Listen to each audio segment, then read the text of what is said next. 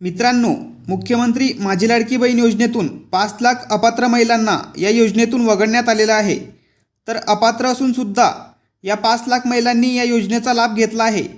तर आता त्यांचे पैसे वसूल केले जाणार का? तर याचबद्दलची संपूर्ण माहिती महिला व बालविकास मंत्री अदिती तटकरे यांच्या माध्यमातून देण्यात आलेली आहे। तर संपूर्ण माहिती आपण जाणून घेणार आहोत, तर व्हिडिओ नक्की शेवटपर्यंत पहा। तर महिला व बालविकास मंत्री अदिती तटकरे यांनी दिलेल्या माहितीनुसार मुख्यमंत्री माझी लाडकी बहीण योजना दिलेला लाभ परत घेतला जाणार नाही। मुख्यमंत्री माझी लाडकी बहीण योजनेसाठी अपात्र ठरलेल्या लाभार्थ्यांना जानेवारी महिन्यापासून सन्मान निधी वितरित केला जाणार नाही।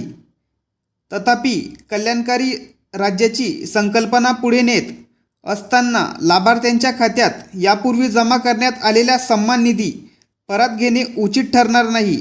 म्हणूनच कोणत्याही लाभार्थ्याच्या बँक खात्यातून आतापर्यंत जुलै 2024 ते डिसेंबर 2024 पर्यंत देण्यात आलेली लाभाची रक्कम परत घेतली जाणार नाही, याची कृपया सर्वांनी नोंद घ्यावी। तर काळजी करू नका, कोणत्याही प्रकारची वसुली केली जाणार नाहीये। तर महत्त्वपूर्ण हा व्हिडिओ सर्वांना शेअर करा। चॅनलवरती जर नवीन असाल तर चॅनलला सबस्क्राईब करा।